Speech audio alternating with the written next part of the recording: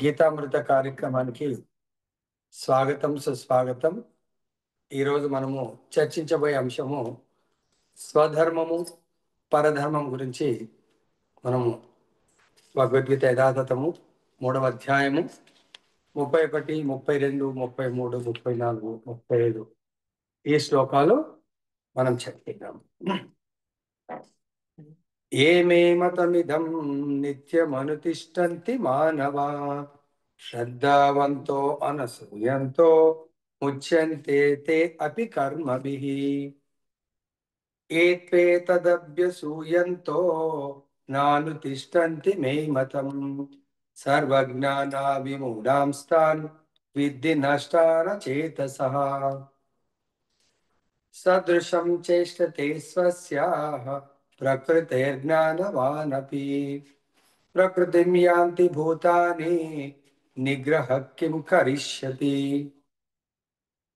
ఇంద్రియస్యేంద్రియాస్యార్థే రాగద్వేషౌ వ్యవస్థితౌ తయోర్నవశమాగచ్చేత్ తౌ హస్య పరిపంథినౌ శ్రేయాన్ స్వధర్మో విగుణః పరధర్మాత్ స్వనుష్ఠితాత్ స్వధర్మే నిధనం శ్రేయః పరధర్మో భయావహ. తాత్పర్యం భాష్యం శ్రీల ప్రభుపాదుల వారు రచించారు.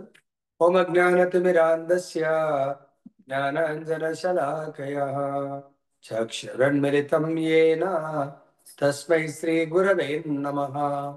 నమః ఓం విష్ణుపాదాయ కృష్ణప్రేష్ఠాయ భూతలే శ్రీమతే భక్తి స్వరూప దామోదర స్వామినిధి నామినే. నమః ఓం విష్ణుపాదాయ కృష్ణప్రేష్ఠాయ భూతలే శ్రీమతే భక్తి వేదాంత స్వామినిధి నామినే. నమస్తే సరస్వతీ దేవి గౌరవాణి ప్రచారిణే నిర్విశేష శూన్యవాది పాశ్చాత్య దేశతారిణి. జయ శ్రీ కృష్ణ చైతన్య ప్రభు నిత్యానంద శ్రీ అద్వైత గదాధర శ్రీవాసది గౌరభక్త వృంద. హరే కృష్ణ కృష్ణ కృష్ణ హరే హరే హరే రామ రామ రామ హరే హరే. जय बोलो वृद्धरा श्रीमद भगवद गीता की जय. श्री श्री राधा रमन लाल की जय. जगन्नाथ बलदेव सुभद्रा महारानी की जय. गौर निताय भगवान की जय. जगत गुरु श्री प्रभुपाद की जय. श्री श्रीपाद गुरु महाराज की जय. సో ఈరోజు మనము మనందరి యొక్క స్వధర్మం ఏంటి, పరధర్మం ఏంటి అనేది భగవంతుడి యొక్క ముఖారవిందం ద్వారా మనం వినబోతున్నాము. సో దీంట్లో భగవంతుడు చెప్తున్నాడు, స్వయంగా డిక్లేర్ చేస్తున్నాడు, ఎవరైతే నా ఆజ్ఞానుసారము తమ కర్మలు, అంటే మనం డే టు డే లైఫ్ లో చేసేటువంటి కర్మలు భగవంతుడి ఆదేశానుసారము నిర్వహిస్తూ ఉంటామో, అంతేకాకుండా ఆ కర్మ నిర్వహించేప్పుడు శ్రద్ధ ఉండాలి మనకు. ఆ భగవంతుడి ఆదేశానుసారము నిర్వహించేటువంటి కర్మ అంటే పనులు, శ్రద్ధతో ఆ ఉపదేశాలను మనము, కండిషన్స్ ఏంటి ఇక్కడ, మనం చేసే ప్రతి పని భగవంతుడి యొక్క ఆదేశానుసారం ఉండాలి, ప్లస్ భగవంతుడి పట్ల అసూయ రహితముగా ఉండాలి. అటువంటి కర్మలే మనల్ని ఏం చేస్తాయంటే, కర్మ అంటే మనం చేసే కర్మను మనల్ని ఏం చేస్తాయంటే బంధిస్తుంది ఈ భౌతిక ప్రపంచంలో. కానీ భగవంతుడి ఆదేశానుసారం ఎవరైతే చేస్తారో అటువంటి కర్మలు మనని బంధ విముక్తులు చేస్తాయి. సో దానికి మనకు భగవద్గీత ఇదే అధ్యాయంలో భగవంతుడు 10వ శ్లోకంలో చెప్తున్నారు, సహయజ్ఞ ప్రజా సృష్ట పురోవాచ ప్రజాపతి అనేన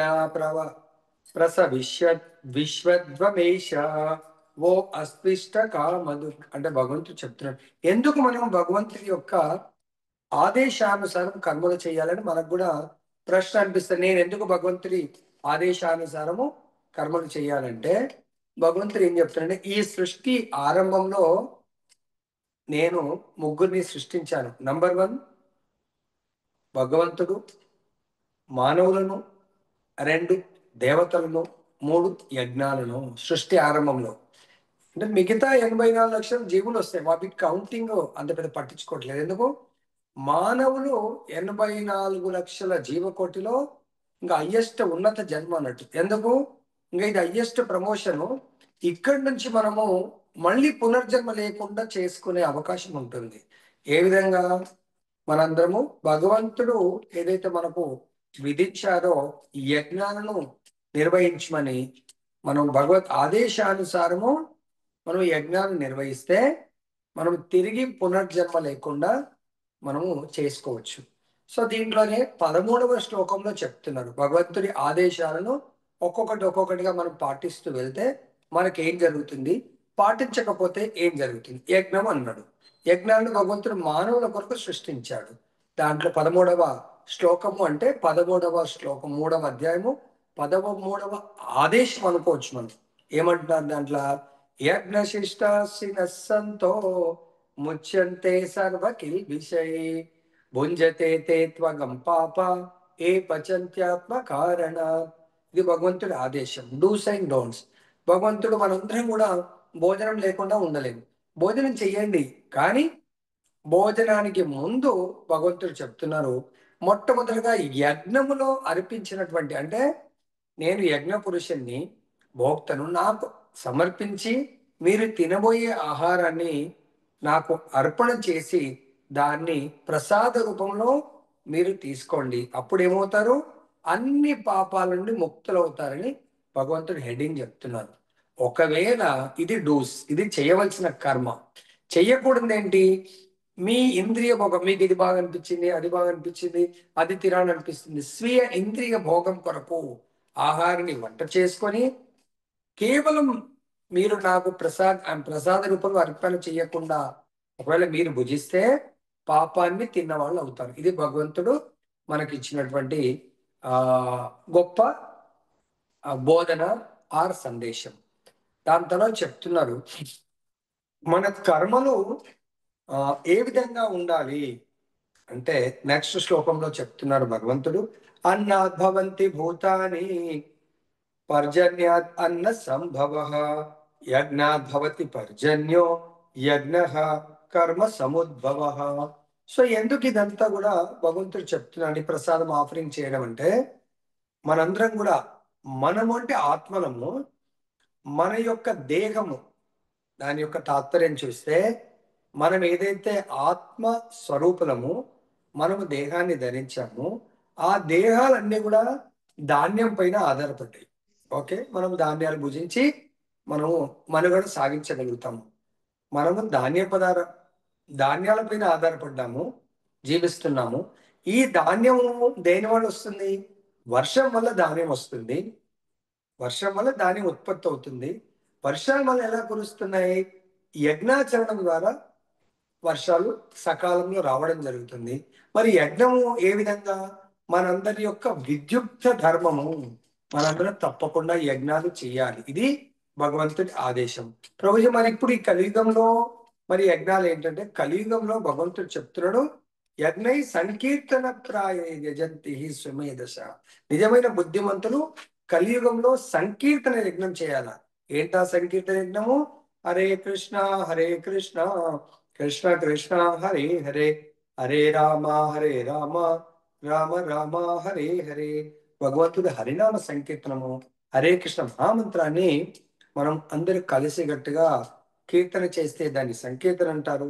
ఎవరికి వాళ్ళు ఇండివిజువల్ గా జపం చేస్తే జపాయజ్ఞం అని చెప్తున్నారు భగవంతుడు. అంతేకాకుండా ఆయన సకల శాస్త్రాల యొక్క సారము, దాన్ని వేద జ్ఞాన సారము, అది భగవంతుడైనటువంటి కృష్ణ భగవానుడు మనకు అందించడము జరిగింది.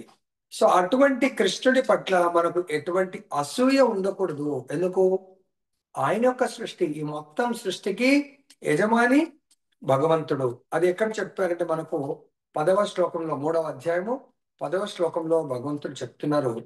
అంటే భాగవతం యొక్క రెఫరెన్స్ తీసుకున్నారు. భాగవతం ఎక్కడ?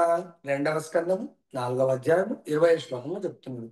శ్రీయ పతి యజ్ఞపతి ప్రజాపతిర్దియాం పతిర్లోకపతిర్దారపతి పతిర్గతిశ్చాంద వృష్ణి సాత్వతాం ప్రసీదతాం మే భగవాన్ సతాం పతి. చెప్తున్నాడు ఇక్కడ భగవంతుడు ప్రజాపతి, విష్ణు భగవాన్. ప్రజాపతి అంటే ప్రజలందరికీ కూడా సృష్టిలో ఆరంభం ఎవరైతే సృష్టికి మూలమో వాళ్ళందరినీ ప్రజాపతులు ఉంటారు. అంతేకాకుండా వీళ్ళందరికీ భగవంతుడు మూలము.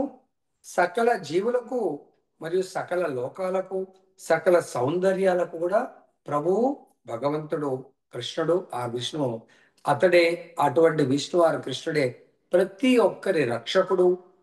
తర్వాత ఆయన ప్రీత్యర్థము అంటే విష్ణు ప్రీత్యర్థము యజ్ఞాలు నిర్వహించే పద్ధతి భగవంతుడు ప్రవేశపెట్టడం జరిగింది.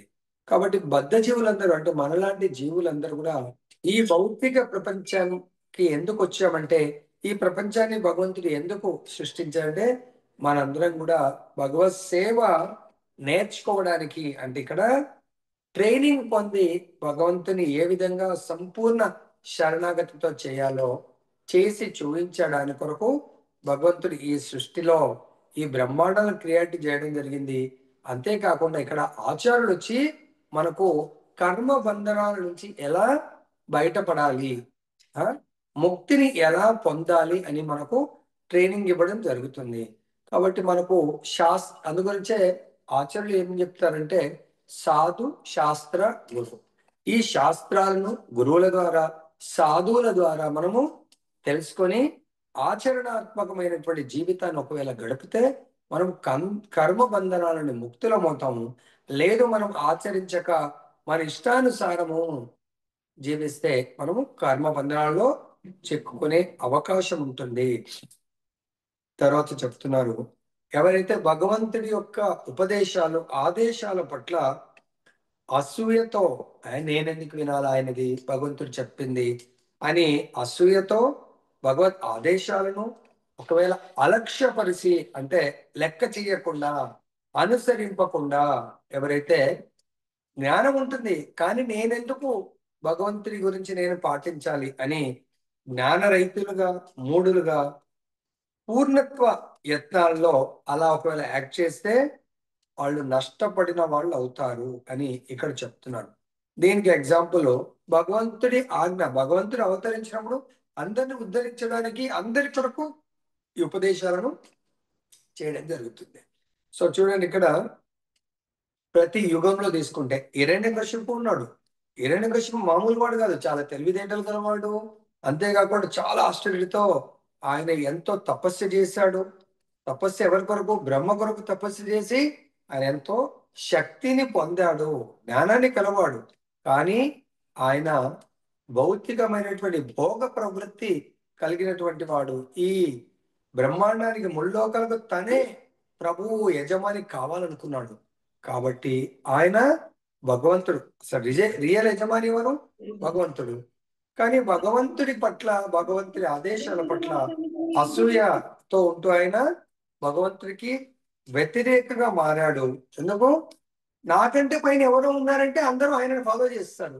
ఇక నాకంటే పైన ఎవరు లేరు అన్నప్పుడు నాకంటే పైన ఎవరు లేరని ఆయన సెల్ఫ్ డిక్లేర్ చేసుకుంటా ఉన్నాడు. అప్పుడు అందరూ బ్రాహ్మణులు కానీ సాధువులు కానీ తననే పూజ చేయాలి, తననే సేవించాలి. సేమ్ కోపకొస్తాడు రావణుడు.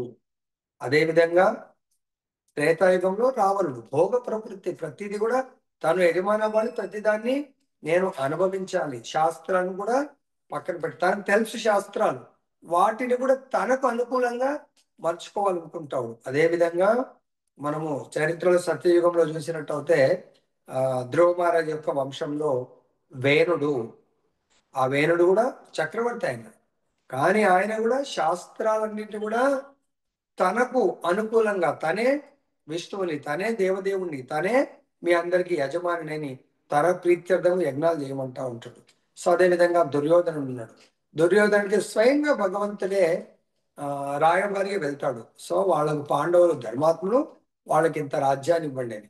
కానీ దుర్యోధనుడికి తెలుసు అక్కడ కృష్ణుడే స్వయం దేవాదేవుడు భగవంతుడు. స్వయం భగవంతుడు వచ్చినా కూడా భగవంతుని పట్టించుకోకుండా మూర్ఖంగా వ్యవహరిస్తాడు. కాబట్టి మొత్తం ప్రపంచమంతా కూడా రెండు భాగాలుగా విడిపోయి యుద్ధం, మహాభారత యుద్ధం జరగడానికి కారకులు.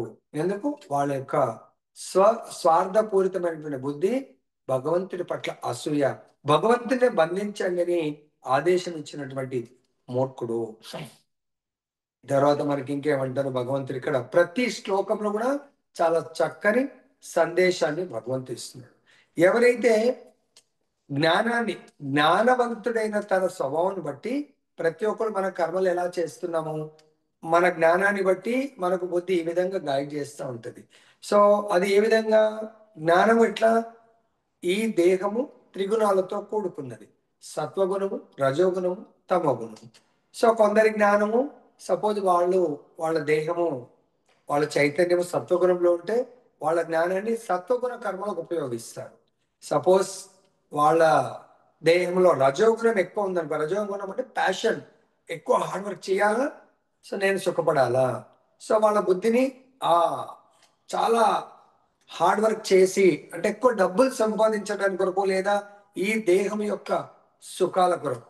కొందరు తమో గుణం, how to take rest, the best facility, దాని కొరకు ఉపయోగిస్తూ ఉంటారు. మరి భగవంతుడు చెప్తున్నాడు ఇక్కడ భాష్యంలో 7వ అధ్యాయము 14వ శ్లోకంలో చెప్తున్నారు, ఈ విధంగా మీ యొక్క బుద్ధిని మీ సొంత ప్రయోజనాలకు వాడినంత కాలము మీరు ఈ మాయా ప్రపంచాన్ని దాటలేరు, ఈ భౌతిక ప్రపంచాన్ని. దానికే చెప్తున్నారు 14వ శ్లోకంలో, దైవీయేష గుణమై మమ మాయా దురత్యయ మామేవాయే ప్రపద్యంతే మాయా మేతాం తరంతితే. భగవంతుడు చెప్తున్నాడు ఈ యొక్క భౌతిక ప్రకృతి త్రిగుణాలతో కూడుకున్నటువంటిది. అంతేకాకుండా ఈ ప్రకృతి అంతా కూడా నా యొక్క దివ్యమైనటువంటి భౌతిక శక్తి, దీనికి ఈ భౌతిక ప్రకృతికి నాయకురాలు, లేదా ఈ భౌతిక శక్తిని మనం దాటడం చాలా కష్టం, అంత సులభం కాదు ఈ భౌతిక శక్తిని తప్పించుకొని వెళ్ళడం. కానీ ఎవరు దాటగలుగుతారు? నాకు సంపూర్ణ శరణాగతి పొందుతారో వాళ్ళు మాత్రమే ఈ భౌతిక ప్రకృతిని దాటగలుగుతారు. మిగతా వాళ్ళు ఎవ్వరు కూడా దీన్ని దాటలేరు. కానీ ఈ రోజుల్లో చూస్తే కలియుగంలో చాలా పెద్ద పెద్ద చదువులు చదువుతున్నారు, BTech, MTech, PhD, double PhD, triple PhD, ఇవన్నీ చదివినా వాళ్ళు ఈ భగవద్గీత యొక్క ఆత్మ జ్ఞానాన్ని అర్థం చేసుకోలేకపోతున్నారు. కొంతమంది అర్థం చేసుకున్న సిద్ధాంతపరంగా వాళ్ళు జ్ఞానం ఉన్న వాళ్ళు ప్రాక్టీస్ చేయడంలో విఫలులు అవుతా ఉన్నారు. వాళ్ళు నామమాత్రమైనటువంటి ఆధ్యాత్మికవాదులు ప్రవచనం బ్రహ్మాండంగా ఇస్తారు, థియరీ చాలా బ్రహ్మాండంగా ఉంటుంది, అప్లికేషన్ పార్ట్ వాళ్ళు ఫెయిల్ అయిపోతా ఉన్నారు.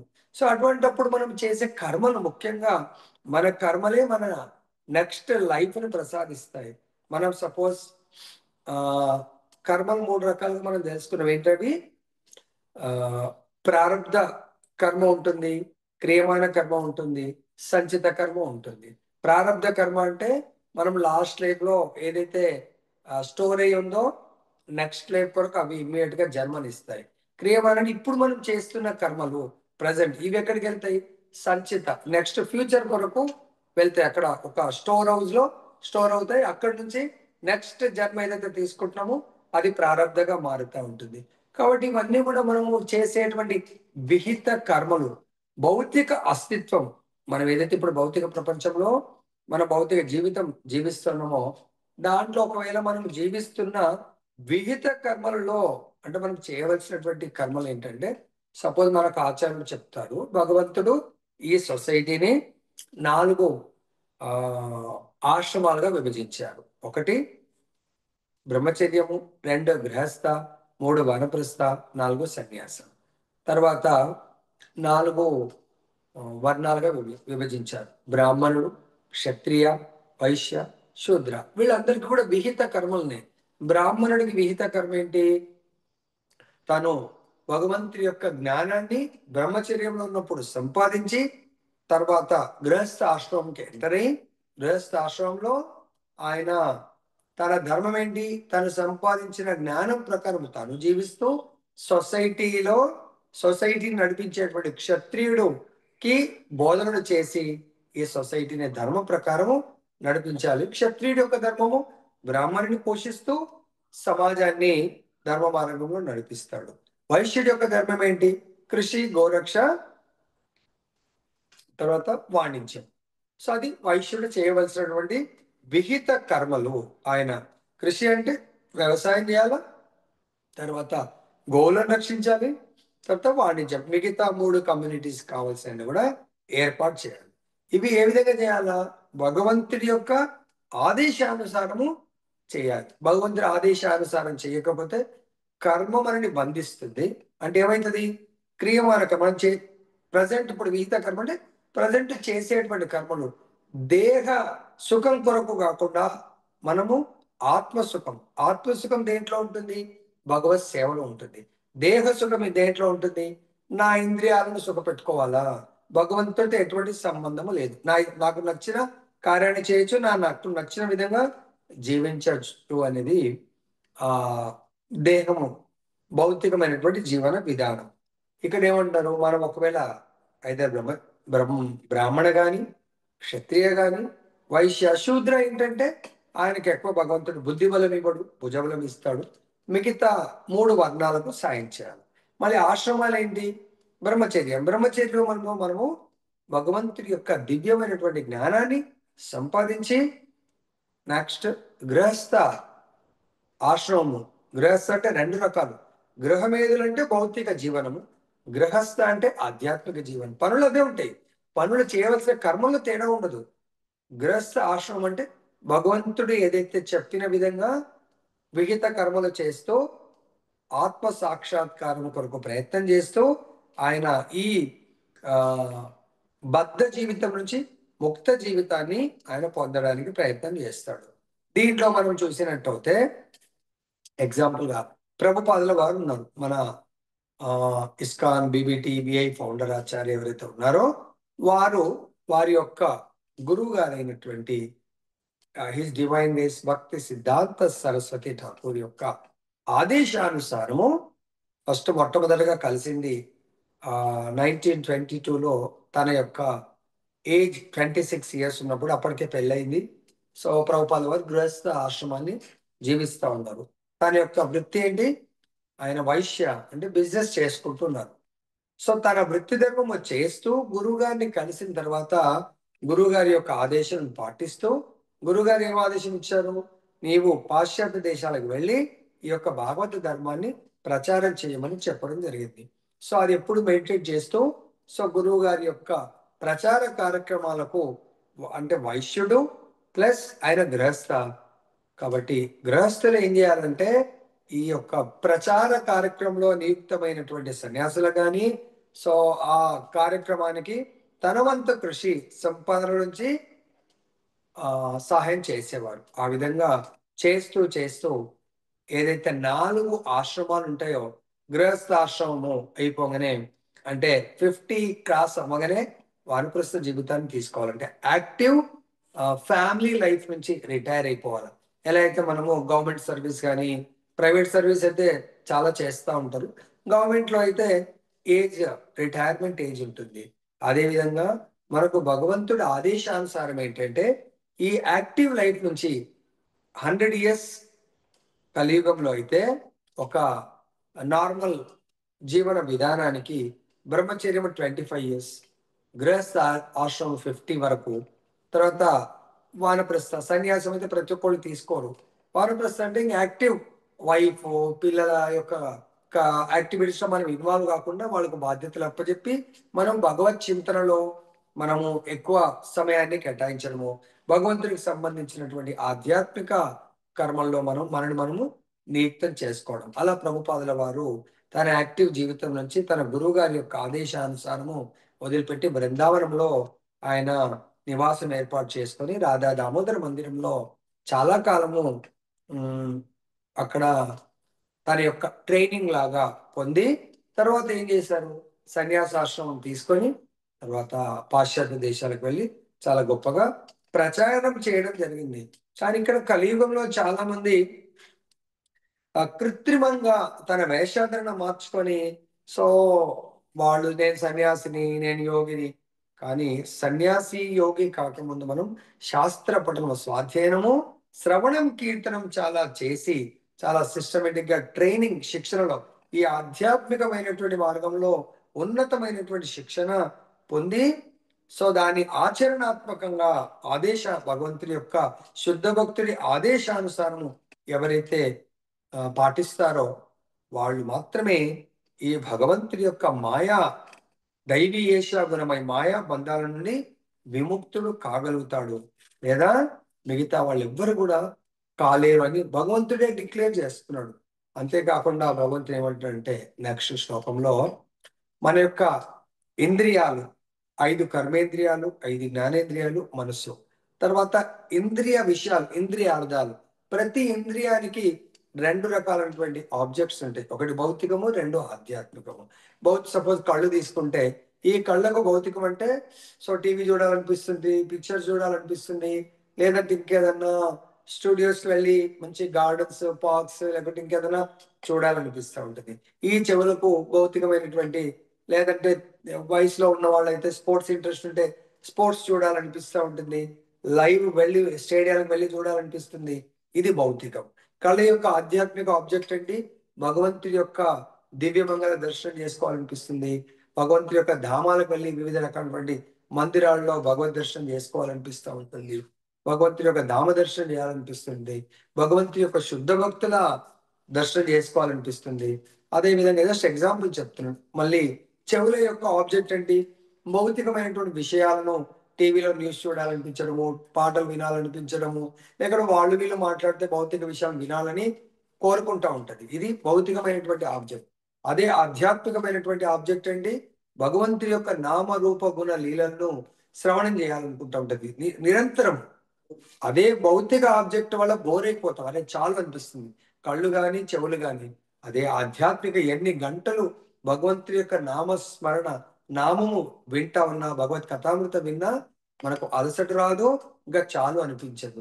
అదే విధంగా మనము ఈ నోటి నాలుక ద్వారా భౌతిక విషయాలను ఎక్కువ మాట్లాడుతూ ఉంటాము, ఆధ్యాత్మిక విషయాలు మాట్లాడకపోవచ్చు. అంటే 2 రకాలు. ఇదే నాలుగుతో భౌతిక విషయాలు మాట్లాడి ఏదైతే కప్ప తన వర్షాకాలంలో తన మృత్యువుని తనే కోరి తెచ్చుకుంటుంది.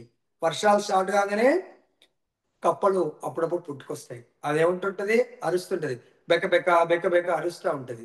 ఆ పాము ఆ శబ్దం విని ఆహా నా ఆహారం ఇక్కడ ఉందని తిన్నగా పాము అక్కడికి వచ్చి టక్కన మింగేస్తుంది. అంటే భౌతికమైన విషయాన్ని మనం మాట్లాడుతుంటే మన మృత్యు అనే సర్పము ద్వారా మనమే నన్ను మింగేయండి నేను ఇక్కడ ఉన్నాను అని పిలవటం అంట. సో ఇక్కడ ఏమంటారు? అందు గురించే ఆత్మానుభూతి మార్గంలో మనకు ఈ ఇంద్రియాలు, ఇంద్రియ విషయాలు, తర్వాత రాగద్వేషాలు మనకు ఆటంకాలు అవుతాయి.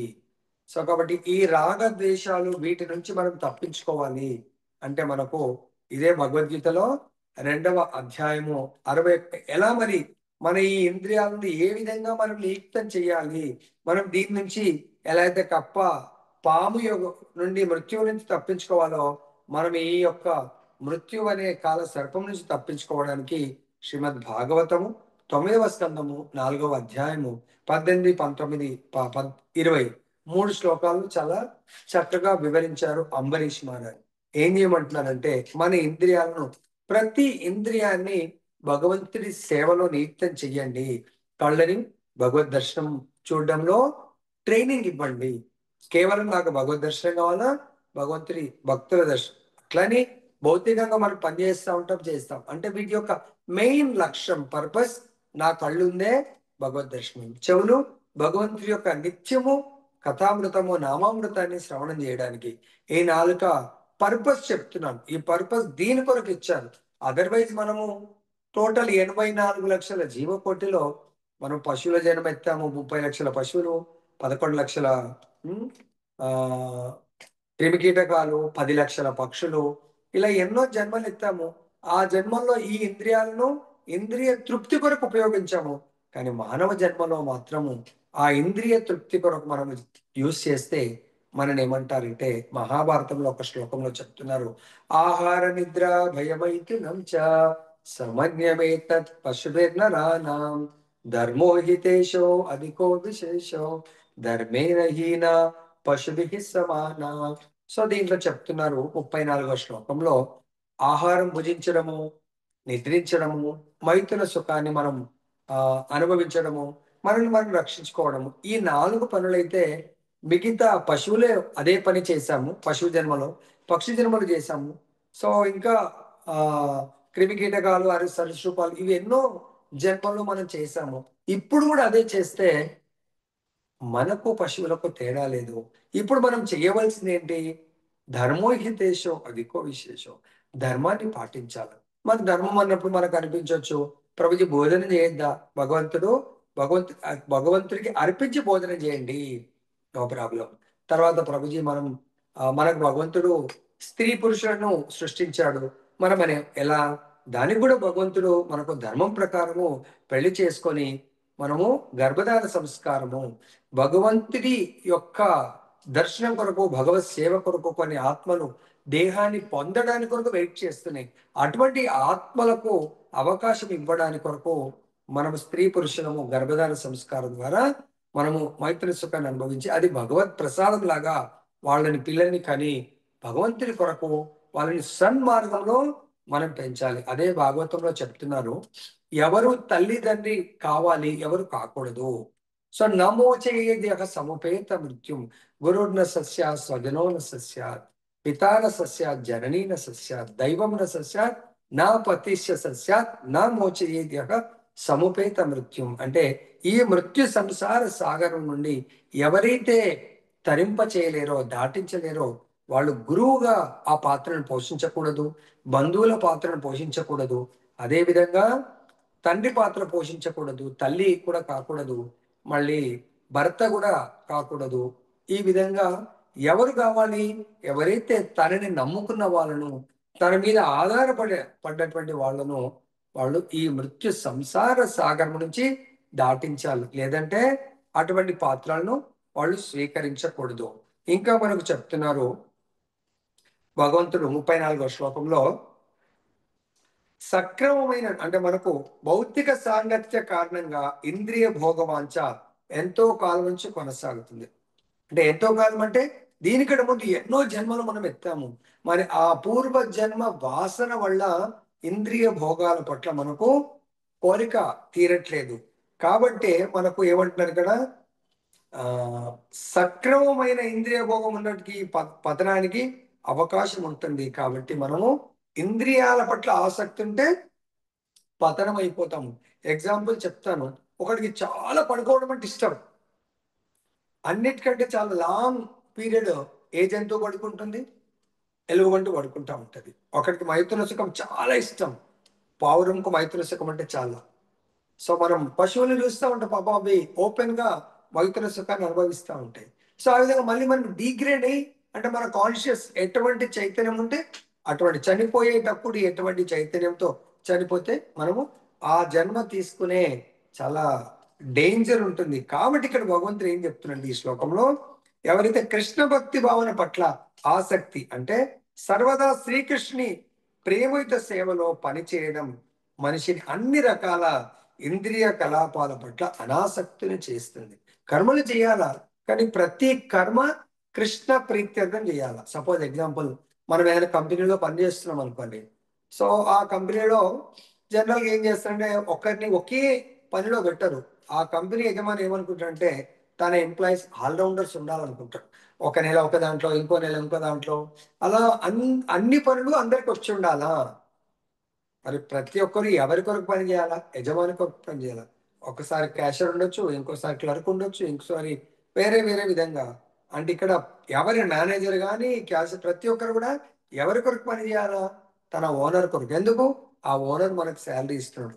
ఇక్కడ కూడా మనకి ఏమంటే మనము చేసే పని పట్ల మనకు ఆసక్తి, కేవలం మనం అక్కడ సేవకుల్లాగా ఆసక్తి ఉండాలి, కానీ దాని పట్ల పని నాది నా కొరకు అనే దాని పట్ల ఉండొద్దు. కాబట్టి మనం ఇంద్రియ కలాపాల పట్ల అనాసక్తి ఉండాలి.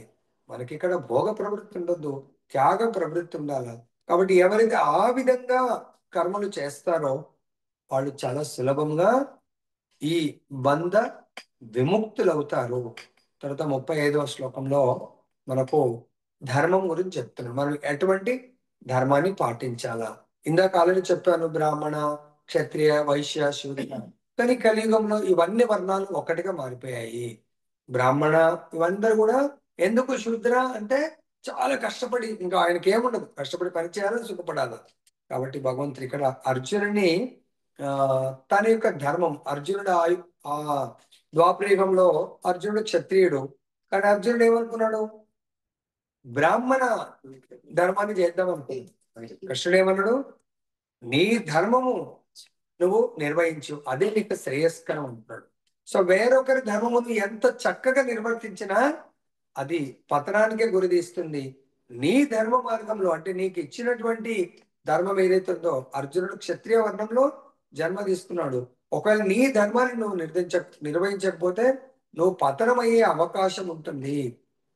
స్వధర్మం ఎప్పటికి కూడా సంపూర్ణం చేయకుండా దాంట్లో మనకు సద్గతి ఉంటుంది. వేరే ధర్మాన్ని స్వీకరించి అది ఎంత చక్కగా చేసినా దాంట్లో మనకు సద్గతి ఉండదు అని చెప్పేసి భగవంతుడు ఇక్కడ చెప్పడం జరుగుతుంది. అంటే ఇది మరి కలియుగంలో స్పెషల్గా నా ధర్మం ఏంటి, నేనేం చెయ్యాలి అనే దానికి భగవంతుడు శుద్ధ భక్తుడి యొక్క అంటే శ్రీకృష్ణ భగవానుడి యొక్క దివ్య సేవను గురువు గారి యొక్క ఆదేశానుసారము మనము కర్మలు, గురువు గారు ఎటువంటి కర్మలు మనకు చేయమని చెప్పేసి ఆదేశం ఇస్తే అటువంటి కర్మల్లో మనము నియుక్తం అవ్వాలి. అవి భౌతికమే గాని ఆధ్యాత్మిక గాని మృత్యు వరకు కూడా మనిషి తన ధర్మాలకే అంటి పెట్టుకొని ఉండాలి, కానీ వేరొక ధర్మాన్ని ఆచరించకూడదు.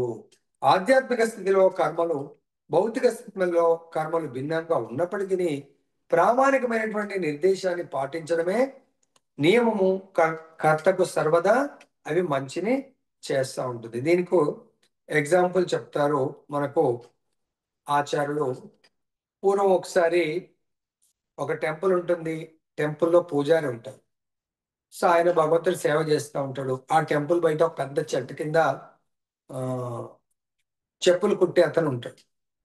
సో ఆ చెప్పులు కుట్టే అతను ఏం చేస్తూ ఉంటాడు, తన యొక్క ధర్మం ఏంటి, ఆ వర్ణంలో జన్మించాడు కాబట్టి సరే ఇంకా తన యొక్క కర్మను చక్కగా నిర్వర్తించాలి. సో అని చెప్పేసి ఆయన నిత్య నిరంతరము ఏం చేస్తుంటాడు, దేహ ధర్మము చెప్పులు కుట్టడము, ఆత్మధర్మము భగవంతుడి యొక్క నామరూప గుణలీలను కీర్తన చేస్తూ ఆయన తన ధర్మాన్ని నిర్వర్తిస్తాడు. ఇక్కడ పూజారి గారు, టెంపుల్లో పూజారి ఉన్నారు. ఆయన ఎప్పుడెప్పుడు టెంపుల్ అయిపోతుందా, క్లోజ్ చేస్తామా, పూజ అయిపోయిందా, ఆయన వెళ్ళిపోవడానికి ప్రయత్నం చేస్తాడు. ప్రేమతో చేయలేకపోతాడు ఆయన పూజారి.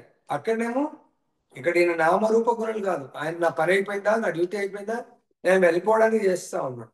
అయితే ఒకసారి భగవంతుడు భక్తుల ద్వారా లీలలు చేయిస్తూ ఉంటాడు. నారదుడు వైకుంఠం వెళ్తూ వెళ్తూ ఈ టెంపుల్కి వస్తాడు. టెంపుల్కి వచ్చి ఆ పూజారిని ఆ టెంపుల్లో దర్శనం చేసుకోగానే పూజారి నారదుడికి ఉచిత ఆసనం చేసి, ఎక్కడికి వెళ్తున్నారు స్వామి అంటే, నేను ఇలా వైకుంఠానికి వెళ్తున్నాను అంటాడు. అప్పుడు ఆ పూజారి, నాదొక చిన్న సందేహం ఉంది, మీరు ఆ సందేహాన్ని భగవంతుడి ద్వారా కనుక్కొని తీరుస్తారా అని చెప్పేసి అడుగుతాడు. అప్పుడు అంటాడు నారదుడు, ఓకే నేను భగవంతుని కనుక్కొని, ఏంటి ఆ సందేహం అంటే, నేను వైకుంఠానికి ఎప్పుడు వెళ్ళగలుగుతాను కనుక్కోండి అంటాడు. ఓకే అంటాడు. తర్వాత బయటకు రాగానే ఒక కాబ్లర్ ఉంటాడు, చెప్పులు కుట్టే అతను. సో ఆయన కూడా దర్శనం ఇచ్చి ఆయన దగ్గర కూడా వెళ్ళి పలకరిస్తే ఆయన కూడా తన దగ్గర ఉన్న చిన్న స్టూల్ వేసి కూర్చోమంటాడు. అప్పుడు ఆ కాబ్లర్ కూడా అడుగుతాడు, స్వామి మీరు ఎక్కడికి వెళ్తున్నారంటే, నేను వైకుంఠానికి వెళ్తున్నాను. సో నాది కూడా ఒక చిన్న ధర్మ సందేహం ఉంది, అడుగుతారా భగవంతుని అంటే అడుగుతాను. ఏంటంటే, నేను భగవంతుడి ధామానికి ఎప్పుడు వెళ్తాను. ఓకే. సో అప్పుడు నారదుడు వైకుంఠానికి వెళ్తాడు.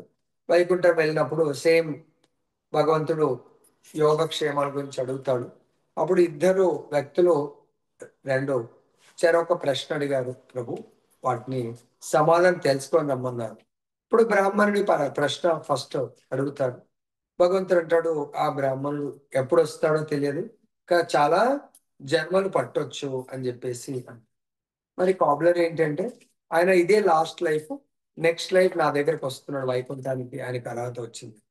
అప్పుడు నారదుడు అంటాడు, అదేంటి ప్రభు, ఆయన నిత్యం మీ ఆరాధన చేస్తున్నాడు, కానీ మరి ఆయన ఎప్పుడు వస్తాడో తెలియదు అంటున్నారు. మీరు మీ చెప్పులు కుట్టే అతను పూజ ఏం చేయట్లేదు, ఆయన ఆయన పని ఏదో చేసుకుంటా ఉన్నాడు, ఆయన ఇదే లాస్ట్ లైఫ్ అంటున్నారు అని అనడం జరుగుతుంది అన్నట్టు. అప్పుడు దీనికి నీకు నేను సమాధానం చెప్పను, నువ్వు భూలోకాలనే నీకు సమాధానం దొరుకుతుంది. ఏంటంటే ఫస్ట్ మొదట బ్రాహ్మణుడి దగ్గరికి వెళ్ళినప్పుడు ఆయన నిన్ను ప్రశ్నిస్తాడు, మీరు వెళ్ళగానే ఏ దృశ్యాన్ని చూశారు అంటే మీరు చెప్పండి. సో భగవంతుడు ఒక చిన్న సూది రంధ్రం నుంచి పెద్ద మదపు టేనుగుని దూరుస్తున్నాడు అని మీరు చెప్పండి అంటాడు. ఓకే అంటాడు. సో అప్పుడు సేమ్ ఈ చెప్పులు కుట్టే అతని కూడా అదే ప్రశ్న వేస్తారు, ఇప్పుడు చెప్పండి మీకు అర్థమవుతుంది అంటాడు. అప్పుడు నారదముని మళ్ళీ భూలోకంకి వచ్చి ఆ బ్రాహ్మణుడి దగ్గరికి వెళ్తే బ్రాహ్మణుడు అంటాడు ఫస్ట్ ప్రశ్న, ప్రభు మీరు అక్కడికి వెళ్ళినప్పుడు మీరు భగవంతుడు ఏం చేస్తున్నారు అంటే సరే చిన్న సూది రంధ్రంలోంచి మదపు టేనుగును దూరుస్తున్నాడు భగవంతుడు అంటాడు. అప్పుడు అంటాడు బ్రాహ్మణుడు, ఏంటి నారదముని మీరు పొద్దున పొద్దున ఏంటి ఇలా జోక్ చేస్తున్నారు, చిన్న సూది రంధ్రం నుంచి మదపు టేనుగుని దూర్చడం ఏంది, ఎలా సాధ్యమవుతుంది అని అంటాడు. అవునండి అదే దూరుస్తున్నాడు, మరి అదే నేను చూశాను, అది నేను నమ్మలేను, ఎలా జరుగుతుంది ఎలా అంటాడు. అప్పుడు నారదుడికి అర్థమవుతుంది, ఈయన భగవంతుడు చేసే దివ్య కర్మల పట్ల విశ్వాసము లేదు, అందువచ్చే భగవంతుడు ఇప్పుడు రాలేడు. అంటే ఆయన భగవంతుడి సేవ చేస్తున్నాడు, సంపూర్ణ భగవంతుడి యొక్క దివ్య కర్మల పట్ల విశ్వాసం లేదు. సో భగవంతుని ఆ విశ్వాసంతో కూడుకున్నటువంటి శాస్త్రయుక్తంగా ఆయన సేవ చేయదు, డ్యూటీ బౌండ్ లాగా సేవ చేస్తున్నాడు అని అర్థమై వెళ్ళిపోతాడు. అదే ప్రశ్న ఆ మోచి చెప్పులు కుట్టే అతను కూడా అడుగుతాడు. ఆయనకు అంటాడు సేమ్ ఇదే సమాధానం చెప్తారు, ఏమని చిన్న సూది రంధ్రంలోంచి మదపు టేనుగుని దూరుస్తున్నాడని చెప్పడం జరుగుతుంది. అప్పుడు ఆయన ఆహా ఎంత అద్భుతమైన లీల గురించి చెప్పారని అంటాడు. నారదుడు అంటాడు, అరే ఎలా విశ్వసిస్తున్నావు అంటే నేను కూర్చున్నటువంటి ఇంత పెద్ద వృక్షము ఆ, సో ఈ మరి వృక్షం యొక్క ఇంత చిన్న గింజలో భగవంతుడు ఒక్క పండు, దాంట్లో కూడా ఎన్నో గింజలు ఉంటాయి, ఆ ప్రతి గింజలో ఇంత పెద్ద వృక్షాన్ని భగవంతుడు దాచి పెట్టగలిగింది చిన్న సూది రంధ్రం నుంచి ఎందుకు దూర్చలేనండి. భగవంతుడు లీలా పురుషోత్తముడు ఎంత అద్భుతమైనటువంటి లీల చెప్పారు అంటాడు. అప్పుడు నారదుడు అంటాడు, ఇది విశ్వాసం. ఆయన ఆయన విద్యుక్త ధర్మాన్ని ఆయన చేస్తున్నాడు. సో కానీ అట్ ది సేమ్ టైం దేహ విద్యుక్త ధర్మము, ఆత్మ విద్యుక్త ధర్మము. దేహ విద్యుక్త ధర్మము దేహాన్ని పోషించుకోవడానికి ఆయన చేస్తున్నాడు.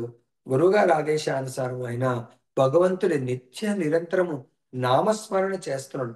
విశ్వాసంతో కూడుకున్నటువంటి నామరూప గుణ లీలల యొక్క స్మరణ చేస్తా ఉంది. అది మన యొక్క విద్యుత్ ధర్మం. అదే ఇంకా చెప్తున్నారు బ్రాహ్మణుడు, ఎగ్జాంపుల్ చెప్తున్నారు భగవంతుడు, బ్రాహ్మణుడు అహింసాపరుడై ఉండాలి, క్షత్రుడు హింసాపరుడై ఉండాలి. ఎందుకు క్షత్రియుడు రాజ్యాన్ని రక్షించాలంటే కొన్నిసార్లు హింసాత్మకమైనటువంటి కార్యాలు చేయాల్సి ఉంటుంది, బ్రాహ్మణుడు హింసని చేపట్టవలసిన అవసరం లేదు. అదే నార్మల్ కండిషన్ లో.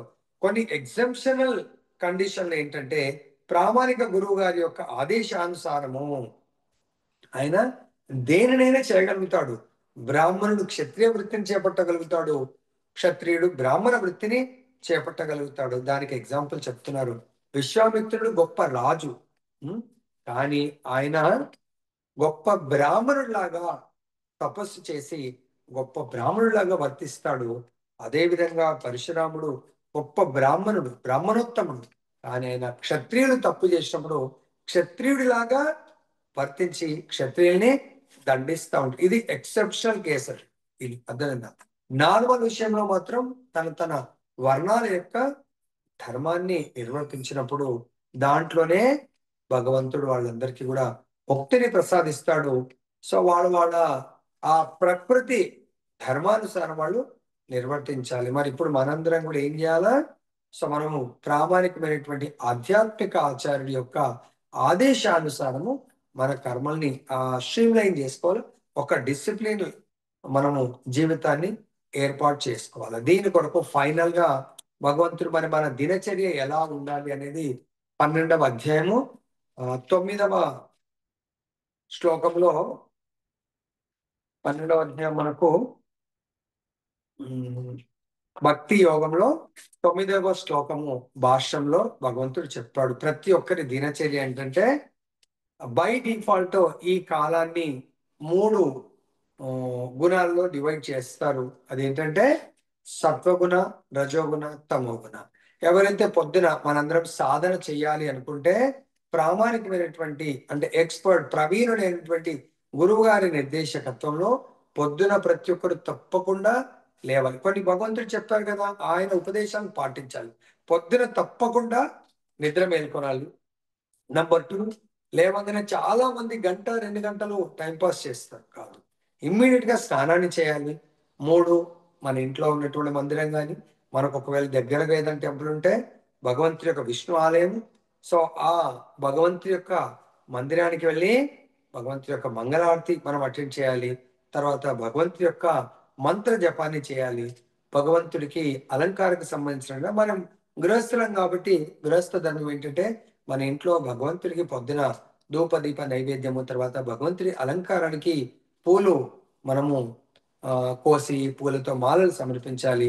తర్వాత భగవంతుడికి 3వ అధ్యాయం 13వ శ్లోకంలో చెప్పినట్టు సో మాతయ్యలందరూ వంట చేసిన ప్రసాదాన్ని భగవంతుడికి అర్పించి ఆ ప్రసాదాన్ని మాత్రమే తీసుకోవడానికి ప్రయత్నం చేయాలా.